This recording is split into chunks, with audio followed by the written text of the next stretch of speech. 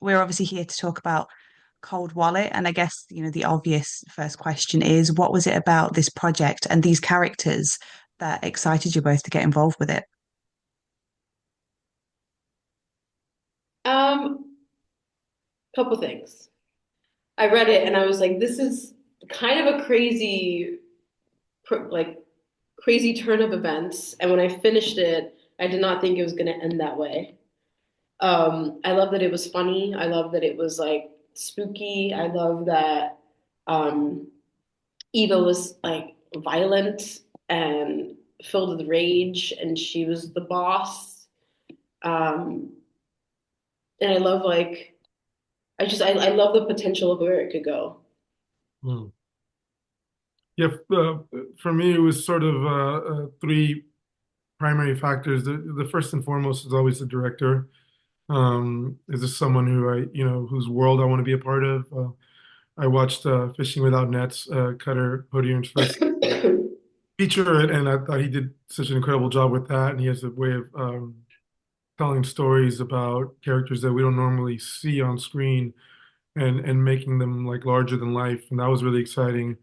Second, is the characters is someone whose journey is going to be really fun and interesting to dive into for any number of weeks. And I thought Billy was really compelling as a character, and I felt like I could bring his journey to life, and I can sort of lend my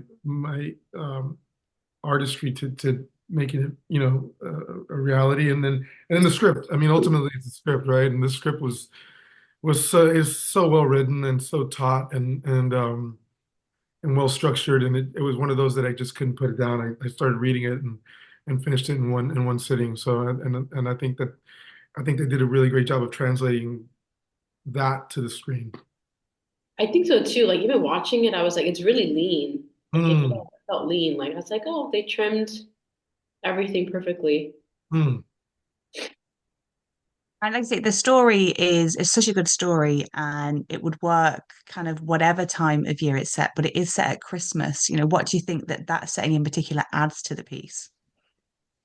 Like the height of capitalism, right? Isn't it? It's like the peak capitalism of the year. It's when there's like the most pressure put on sort of young parents and families, and Yeah. like it's like it's what's supposed to be a joyous time, but it's also sometimes the most stressful times for young families. Yeah.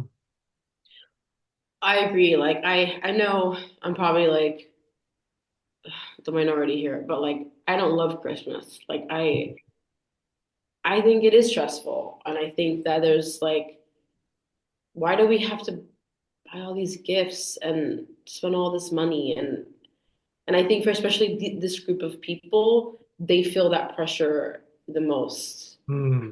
And that's kind of like the where the desperation comes from, I think.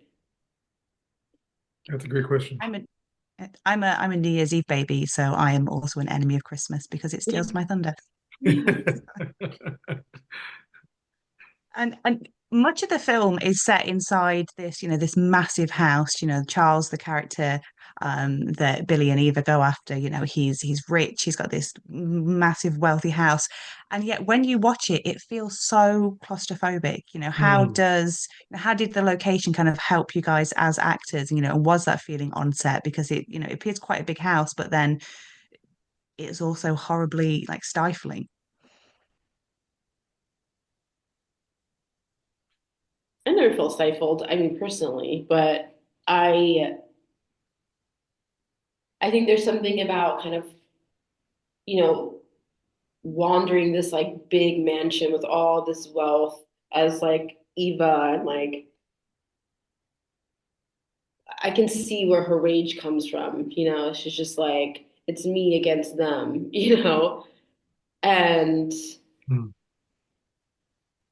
yeah, did you find it stifling? No? I mean, Massachusetts is always triggering for me in a way because I'm a small town Texas kid and went to college in Boston as an undergrad, and that was my first kind of foray um, into kind of mainstream America, so to speak, because I'm from the border, from the Texas-Mexico border, and it was like really being in the United States. Like I always felt like I was born and raised in the United States, but it wasn't until I went to Boston that I was like, okay, this is America. And then being in Western Mass and Lenox and like among these mansions from like the Gilded Age and like this really, it's just like blue-blooded Americana. Uh, Old money, and, yeah. and, and I always feel like a bit of fish out of water in that world. And Oh yeah. it's like being in the Berkshires and then to the credit of the crew, the production design did such a great job with like those animal the busts, like those like hunting trophies and all that kind of like they wove in all this great fishing big fishing uh, there's uh, little clues that they leave, visual clues that they're really subtle, and so the environment was kind of neat and sort of setting the tone. And it was also freezing. It was like really cold at the time.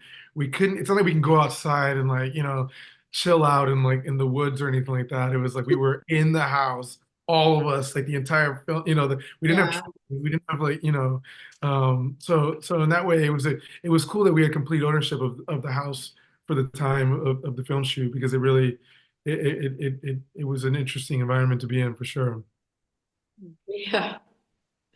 And as entertaining as Cold Wallet is, it also has, it also has a, really important sort of message behind it as well. What do you both hope that audiences take from watching this? Because I think on one level you can just sit back and enjoy it as a like a little home invasion thing, but it's actually saying more than that if you dig a little deeper.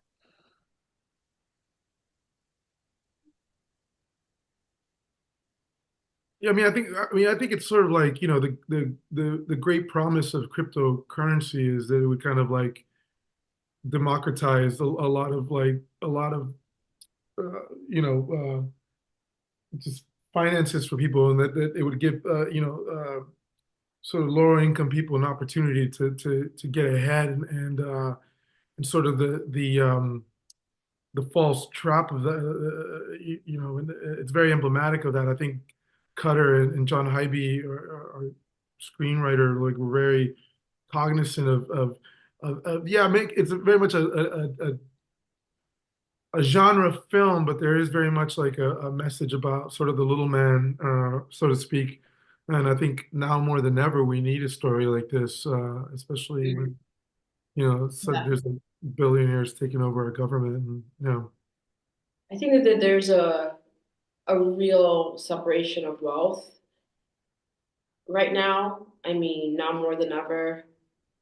And I think this really is like a story for the little guys, like even though I don't like wouldn't promote violence or anything like that, like it is a story about these people that are angry and they find a problem and they want to right the wrong and have revenge and for justice, and it's like they're standing up for themselves and they're taking it back. And I think Mhm. right now there are a lot of people who are fucking pissed off and angry, and I think I hope that people can watch this movie and be like, well, I'm not the only ones. Like, there are people making movies about this stuff, like this injustice. And it's actually like, based on stuff that happened. I mean, this person did that to people. And I hope they just become a little bit more mindful and cognizant of like not what to do in terms of like the cryptocurrency world. Um, but just that know that like what they're feeling is like probably what Billy and Eva and Dom are feeling too. Mhm. Thank you so much for your time, Melanie. I have to say, Lords of Dogtown is a film that if I could live in, I would go and live in Lords of Dogtown. Yay! Yes, Yeah. it's a good And one. Raoul, it's nice to see you looking a lot better than you did in Smile 2, because that was a look. Thank you, guys. Appreciate it. Thank you. Thank you. Take care.